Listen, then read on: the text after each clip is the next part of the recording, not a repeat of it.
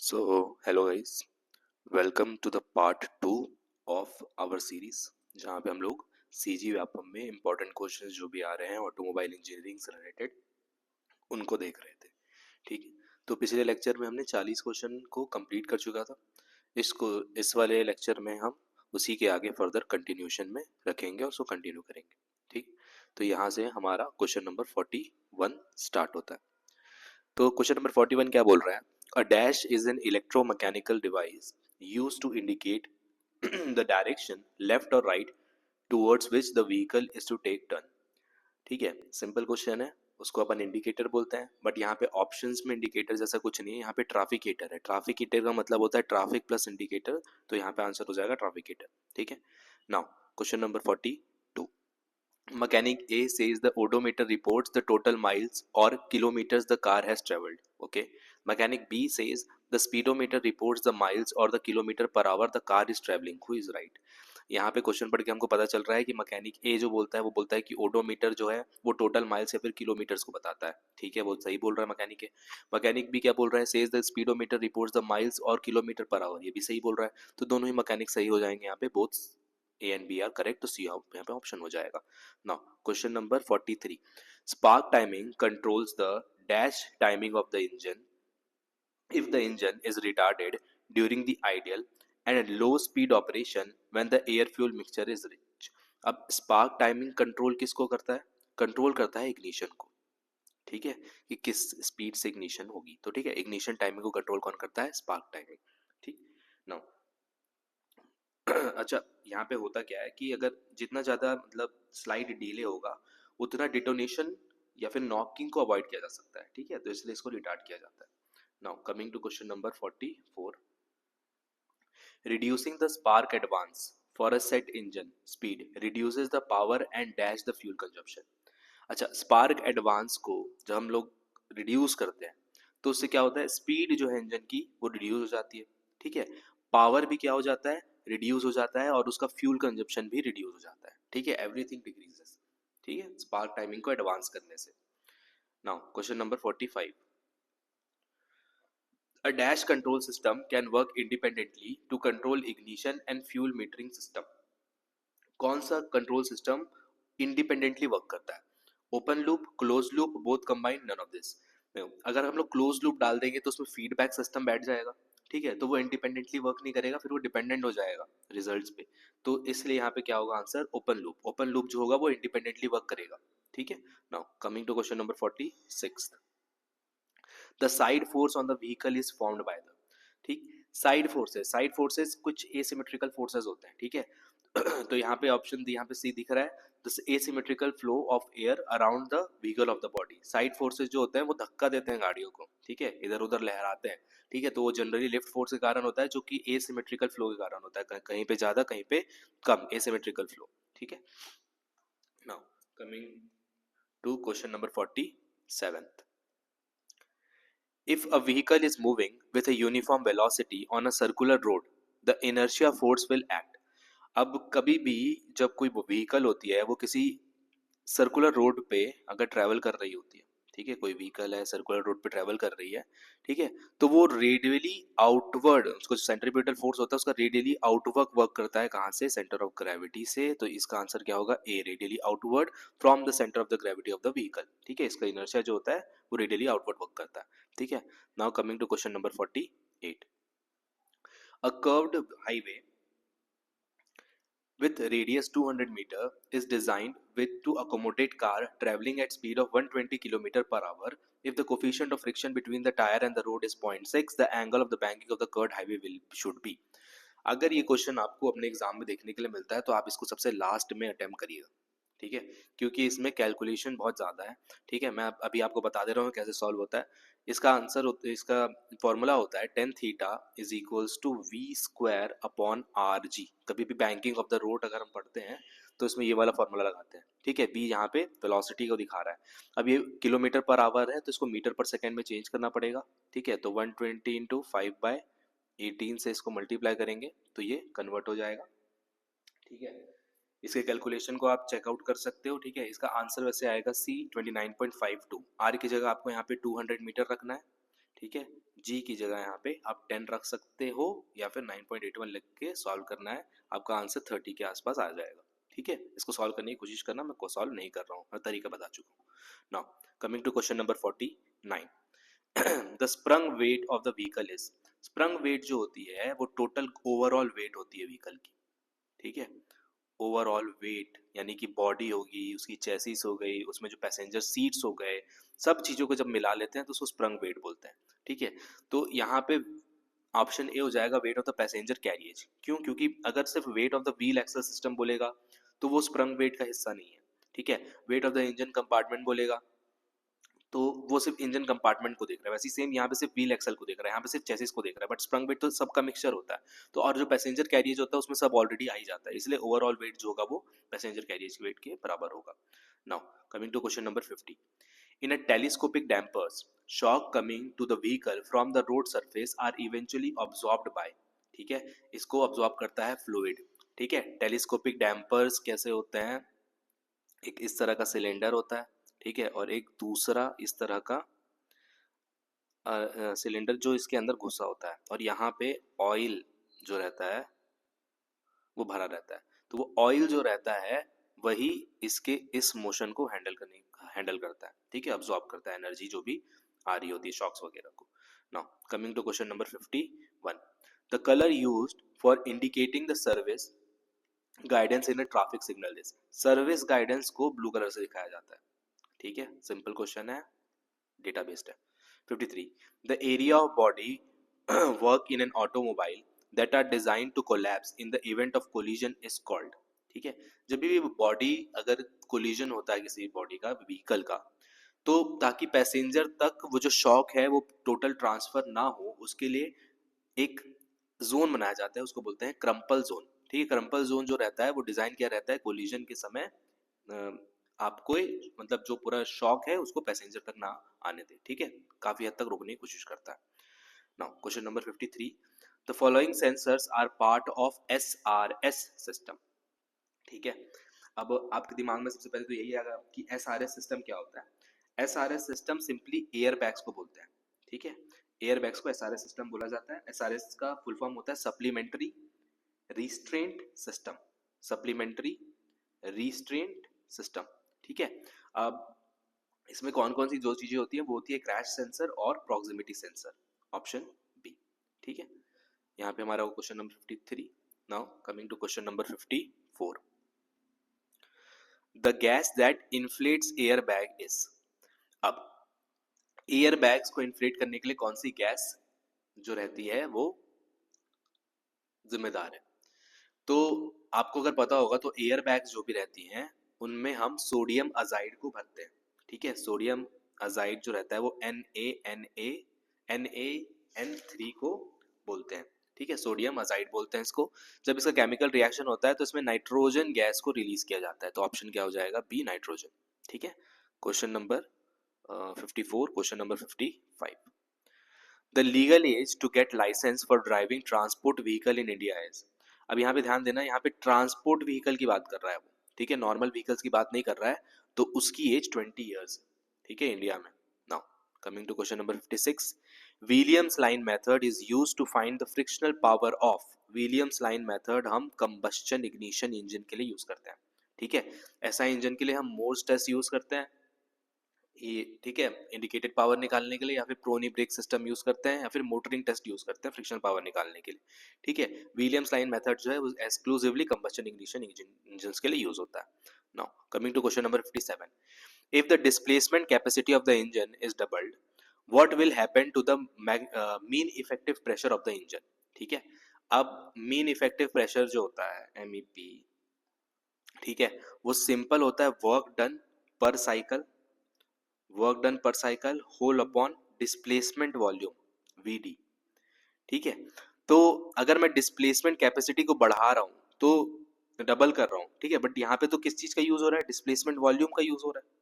ठीक है, capacity displacement capacity को बढ़ाने से कोई फर्क नहीं पड़ता, MEP रिमेन्स दी सेम। ठीक है, now question number 57। Now coming to question number 58। The power absorbed by the hydraulic dynamometer varies about, cube of the rotational speed, fifth power of the rotor diameter. ठीक है, ये एक बहुत complex formula है। ठीक है, इसको याद करने से अच्छा है आप इस क्वेश्चन को एक बार देख लो। इसका आंसर बोथ है, C and C, cube of the rotational speed और fifth power of the rotor diameter, दोनों पे डिपेंड करता है।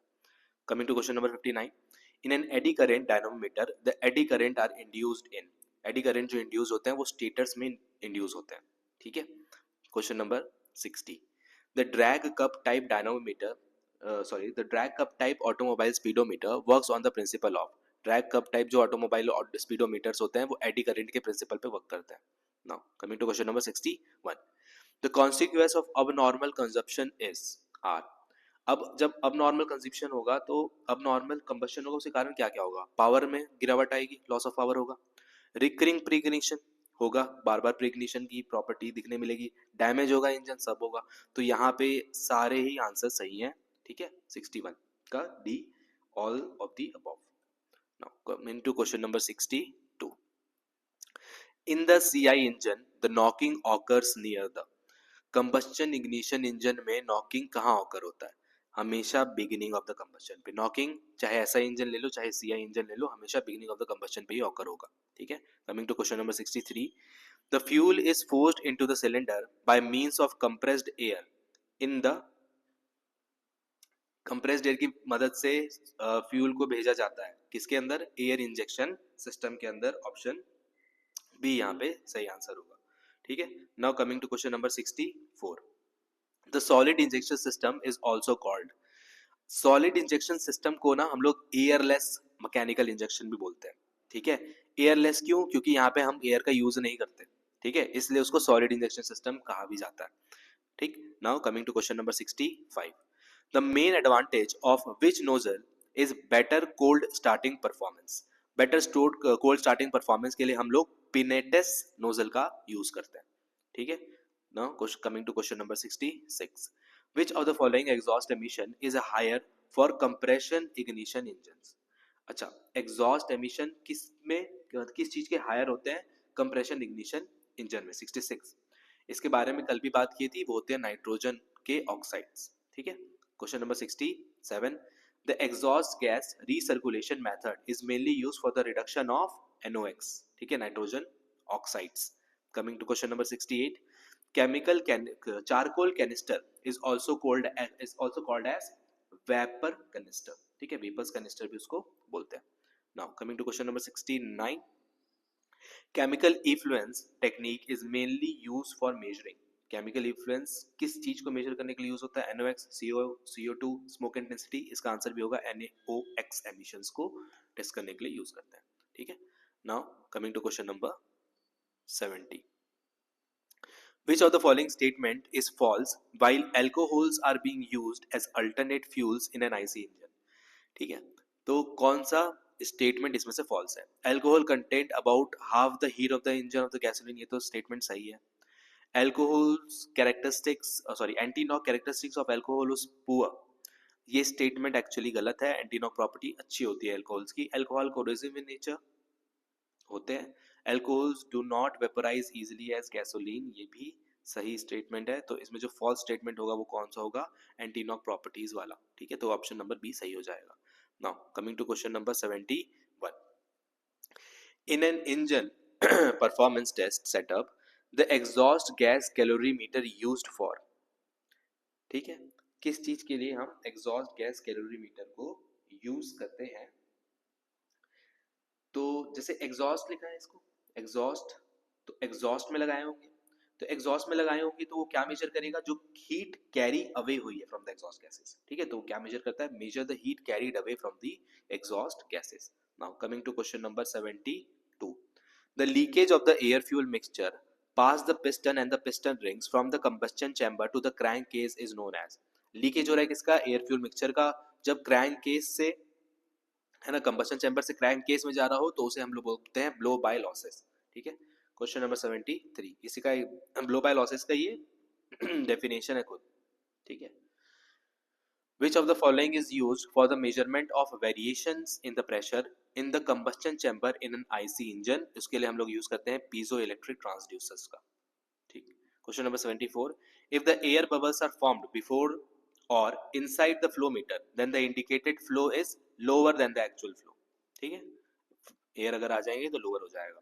Flame ionisation detector is used for tracing the, ठीक है, flame ionisation detector simply hydrocarbons की यूज करने के लिए यूज होता है, ठीक है, फ्लेम आयोनाइजेशन, ठीक है, फ्लेम हाइड्रोकार्बन से ही निकलते हैं मैक्सिमम, तो HC, ठीक है।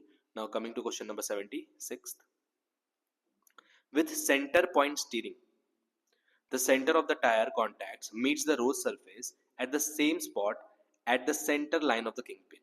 अच्छा, ये सही स्टेटमेंट है, ठीक है, क्यों देखते हैं, आगे देख लो। The vehicle centre of the turn is on the line that passes the centre of gravity of the vehicle, नहीं ऐसा नहीं होता, ठीक है। The steering gear box is in the centre of the vehicle, ऐसा होता है क्या, नहीं। नो किंग पिन इंक्लिनेशन और कैम्बर एंगल इज रिक्वायर्ड, ऐसा है क्या, नहीं, हमको कैम्बर एंगल देना ही पड़ता है, ठीक है। तो with centre steering the centre of tyre of the contacts meets the road surface at the same spot as the centre of the line of the king pin. Now coming to question number 77, high steering ratios are often called slow steering, ठीक है, जितनी ज्यादा हमारा gear ratios वहां present होगा, ठीक है, उतना स्लो हमारा मूवमेंट होगा, ठीक है। तो मूवमेंट जो होगा टर्निंग का, वो मतलब हमको जैसे स्टीयरिंग को ना ज्यादा रोटेट करना पड़ेगा, तब हमको व्हील का मूवमेंट देखने के लिए मिलेगा, ठीक है, high speed steering ratio, high steering ratios पे। Now coming to question number 78, how many types of hydraulic brake fluid are used in automobile as recommended by DOT, ठीक है, DOT। DOT कुछ नहीं है यहाँ पे, अगर आपको कंफ्यूजन हो तो डिपार्टमेंट ऑफ ट्रांसपोर्टेशन को DOT बोलते हैं, ठीक है। और कितने type of hydraulic brake system है, मेनली 3 टाइप के हाइड्रोलिक ब्रेक सिस्टम है, कौन कौन से, एक होता है DOT3, एक होता है DOT4 और एक होता है DOT5.1, ठीक है। ये मेनली 3 टाइप के हाइड्रोलिक फ्लूइड्स को यूज किया जाता है, DOT3, DOT4, DOT5.1। Now coming to question number 79, in a car with front disc and rear drum brakes, the front brakes grabs when light pedal force is applied, this problem could be caused by the defective, ठीक है, ये होता है defective metering valve के कारण, option number C, ठीक है। Metering valve खराब होने के कारण क्या होता है कि इस तरह का अनयूजुअल ब्रेकिंग एक्शन देखने के लिए मिलता है, ठीक है। Now coming to question number 80, the number of height sensors in the suspension system is, ठीक है, ये भी डेटाबेस क्वेश्चन है, 4, ठीक है, 4 हमको हाइट सेंसर देखने के लिए मिलते हैं एयर सस्पेंशन सिस्टम में। Now coming to question number 81, as the temperature is increase the viscosity of oil, हमें पता है क्या होता है, डिक्रीज होता है, सिंपल फ्लूइड मैकेनिक्स का प्रॉपर्टी है वो। Coming to question number 82, if an oil is cooled it will start solidifying at same temperature, this is known as pour point, ठीक है, उसको हम लोग पोर पॉइंट बोलते हैं। अच्छा, फायर पॉइंट क्या होता है, lowest temperature at which the oil will ignite, उसको हम लोग क्या बोलते हैं, फायर पॉइंट बोलते हैं, ठीक है। पोर पॉइंट जहां पे कूल होके सॉलिडिफाई होना चालू करते हैं उसको हम लोग पोर पॉइंट बोलते हैं, ठीक है। Now coming to question number 83, a measure of acidic और alkaline contents of an oil is called neutralisation number, ठीक है। इनको मेजर करने के लिए हम लोग KOH को मेजर करते हैं, ठीक है। KOH को मेजर करने से हमको पता चल जाता है कि कितनी एल्कलाइन कंटेंट है, कितना एसिडिक कंटेंट है, ठीक है, क्योंकि K प्लस और OH माइनस आयंस देखने के लिए मिलते हैं, ठीक है। Coming to question number 84, the condition where minute bubbles of air held in the oil is described by, ठीक है, माइन्यूट बबल कहाँ, ऑयल के अंदर, तो उसको बोलते हैं अपन फोमिंग, ठीक। Question number 85, what is the common system for oil classification, oil classification के लिए SAE भी है, API भी है और ISO भी है, ये सारे ही स्टैंडर्ड सही है, ये सारे ही स्टैंडर्ड यूज किए जाते हैं, ठीक है। Coming to question number 86, on top terminal battery the negative terminal post is smaller than the positive terminal post, larger than the positive terminal post, same size as the positive terminal post, none of the above, ठीक है। तो वो smaller होता है, negative वाला हमेशा smaller होता है, पॉजिटिव वाला हमेशा लार्जर होता है, ठीक है, हमने ऐसा बनाया भी है, ठीक है, तुमको याद है। चलो question number 87, in the electric ignition system the circuit between the battery and the ignition coil primary winding is closed and open by ECU, electronic control unit, ठीक है। Question number 88, in some electronic ignition system spark advance is produced by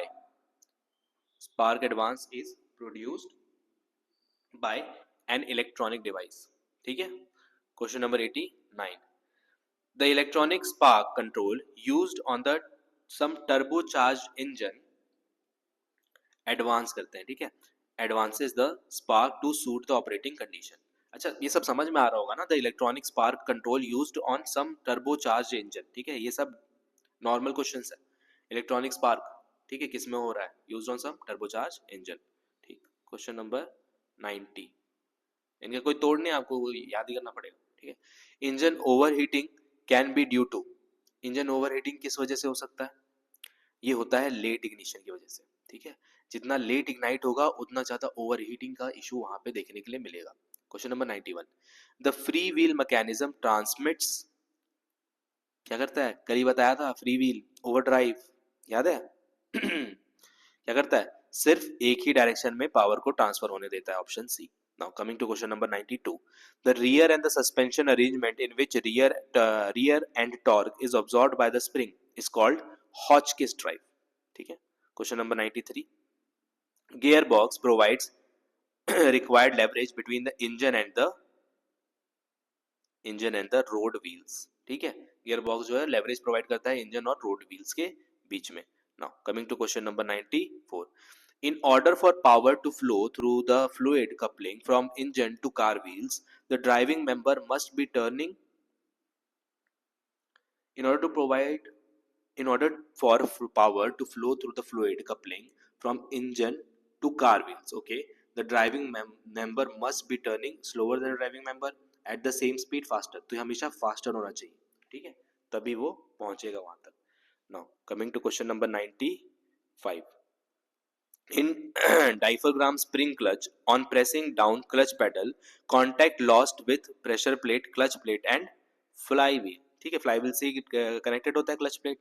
now coming to question number 96, which grade is based solely on viscosity and does not bear any relationship to the oil quality, इसको हम लोग बोलते हैं SAE, सिर्फ SAE जो होता है वही ग्रेड ऑफ द विस्कोसिटी से डील करता है, ठीक है। Now coming to question number 97, which lubrication system is used to lubricate connecting rod bearing, ठीक है, कनेक्टिंग रॉड बीरिंग को हम लोग फुल प्रेशर सिस्टम से यूज करते हैं। अच्छा ये सब में डिफरेंस क्या होता है, फुल प्रेशर सिस्टम में अपन एक ऑयल पंप का यूज करते हैं, ठीक है, pump is used. Mist lubrication system में ऑयल को वो मिस्ट के फॉर्म में कन्वर्ट कर देते हैं, मिस्ट के फॉर्म में कन्वर्ट करके उसको भेजते हैं, है ना, एयर के साथ मिक्सअप करके भेजते हैं। स्पैश लुब्रिकेशन में जो कनेक्टिंग रॉड होती है ना, जो ये क्रैंक शाफ्ट होती है, सॉरी क्रैंक शाफ्ट जो होती है वो हमेशा ऑयल में डिप करती है और स्प्लैश करती है, ठीक है। Now coming to question number 98, in oil filtering system that only filters a small part of the oil passing through the system, उसको अपन क्या बोलते हैं, बाईपास फ्लो एयर सिस्टम बोलते हैं, ठीक है। Now coming to question number 99, an oil filtering system that filters all the oil passing through the system, ठीक है, उसको अपन क्या बोलते हैं, फुल फ्लो फिल्टर सिस्टम, सारे ही ऑयल जितने भी आ रहे हैं उनको सारे को क्या कर दे रहे हैं, फिल्टर कर दे रहे हैं। Now coming to question number 100, the size of the abrasive particles to be removed by the oil filter is about more than 20 microns, ठीक है। तो यहाँ पे टोटल 100 क्वेश्चन हमने अभी कर लिए। अभी मैं ऑटोमोबाइल इंजीनियरिंग के ऊपर और कुछ क्वेश्चंस लेके आऊंगा, यहाँ पे ये सीरीज खत्म नहीं होती है, कुछ और क्वेश्चंस है जिनको आपको देखना मेरे हिसाब से जरूरी है, ठीक है। तो हम लोग अगले लेक्चर में फिर से मिलेंगे, जो लेक्चर 3 होगा उसमें और इंपॉर्टेंट क्वेश्चंस के बारे में हम लोग डिस्कशन करेंगे रिलेटेड टू ऑटोमोबाइल इंजीनियरिंग, ठीक है। तो थैंक यू और all the best for exams.